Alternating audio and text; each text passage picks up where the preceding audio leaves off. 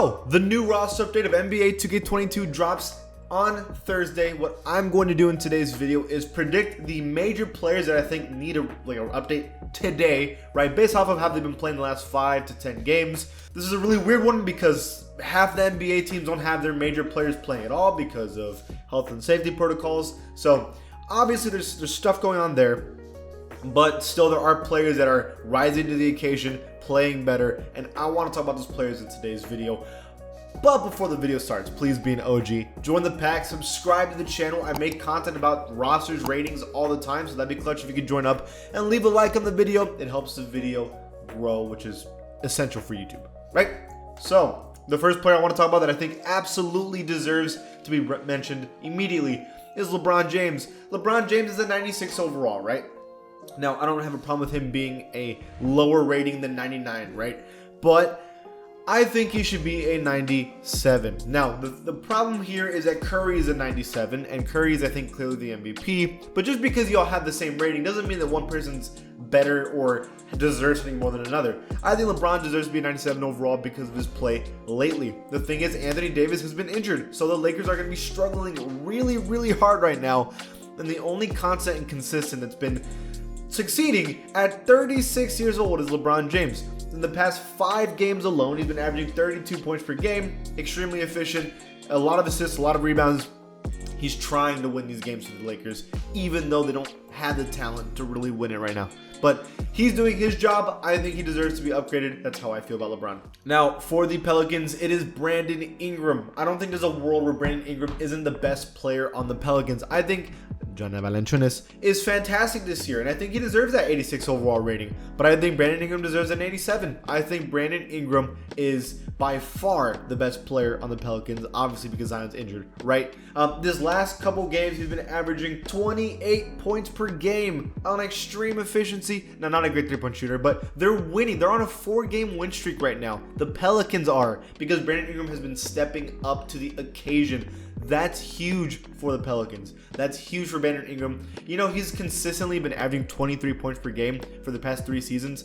Brandon Ingram is great. And once Zion comes back, the team could be really good. But as of today, I think Ingram's the best player. I feel that way. This next player for the Celtics, Jayson Brown, is so weird because sometimes he has these stretches where he looks like a superstar. And then other times he kind of has rough stretches. But he's currently in the good stretch where it makes me feel like he's the best player on the Celtics sometimes. It really does. He's awesome to watch. He can do basically everything. The past 5 games, he's been averaging 26 points, keeping the Celtics in games that they don't even deserve to be in. He's been amazing. There's times where I feel like he should at least have the same rating as Jayson Tatum, but you know what? It's crazy how they've been close a lot of times, but never, ever, ever has Jaylen Brown been above Jayson Tatum. And it's weird because he's had stretches where he's been the better player, so it's odd. It's such a weird player. I think the 2K is afraid to give him a higher rating than Tatum or even the same rating. But I think as of today, right, how he's playing today and how Jayson Tatum's playing today, I feel like Jaylen Brown probably deserves maybe at least an 87, and then Tatum maybe goes down 1. That's how I feel. I feel that way. Now, for the Knicks, Kemba Walker. So someone commented on my video the other day and wanted me to talk about it. So the Knicks were in such a weird spot because the thing is, they're a defensive-minded team, right? That's how they believe they win games. And because of the addition of Kemba Walker and Fournier, yeah, they can shoot really, really well and get buckets, but their defense was lacking. So they said, okay, we're going to scrap all the players that can play defense, and we're going to go back to our last year lineup where we played hella defense. And they were still losing because they have no consistent offensive force. Even Julius Randle was struggling. And so they go back to Kemba Walker, especially because of health and safety protocols, and now Kemba Walker has the opportunity to play again. And so Kemba Walker's been shining, putting up crazy numbers, extreme efficiency. He's been amazing. I'm impressed with his play. I think he's playing with a vengeance. And they're not winning, but at least they're looking better. So the Knicks are weird. Kemba Walker's been good. I think Kemba Walker should be like an 82 overall, at least. For the Nets, it is by far Patty Mills. Patty Mills in the last 5 games is leading the Nets outside of Kevin Durant, who, by the way, Kevin Durant hasn't been playing a couple games. So Patty Mills deserves every praise. He's been playing like an 80 overall all season. I think he finally gets that. I mean, when Patty Mills was added to this team, nobody said, oh, that's the 3rd best player on the Nets right now. but he is, because obviously Kyrie Irving isn't playing, and I don't even know if he is going to play, because apparently he is and he isn't. I don't know. But assuming Kyrie never comes back, Kevin Durant, James Harden are the two best players on this team, and Patty Mills has been the third, and they are the #1 team in the East. Respect to this team. Now, for this next player, he's been kind of flying under the radar. Max Struss. I don't know if it's Strauss or Struss. Let me tell you something right now. In the last 5 games, and by the way, he has been playing, he's averaging 22 points per game, 44% from 3, 52% from the field, 5 rebounds, 5 assists. This guy is playing amazing for the Heat. Now, they've needed him too because of, health and safety protocols, but it doesn't change the fact that they're still kind of winning games, and he has been a huge reason for it. Massive respect to the Miami Heat and Max for doing something that nobody even expected him to do. Super impressive for him. I'll cover this next player pretty quickly. On the Pistons, Saddiq Bey is playing like the player that we thought he is again. I don't know. He's so weird. He's so up and down and inconsistent.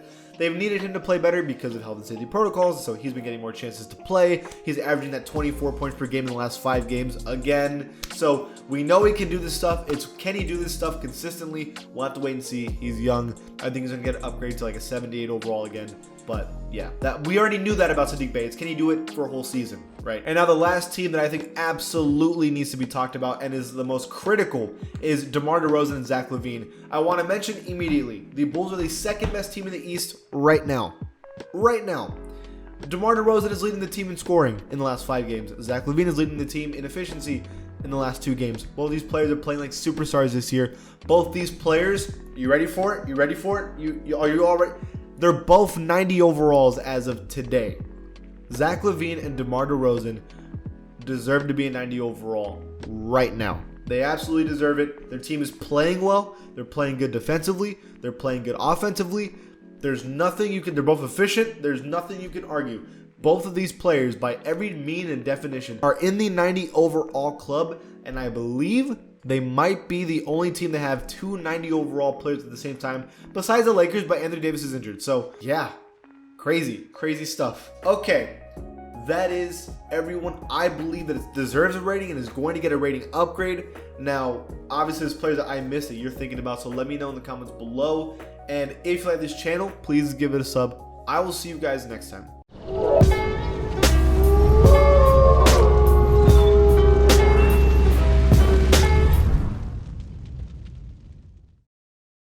If you want all the latest news of NBA 2K and also NBA in general, you should follow me on my Twitter account at PackHoopsYT. Not only that, I do giveaways all the time when it comes to VC, games, and also even consoles. So check it out, follow me, and see you there.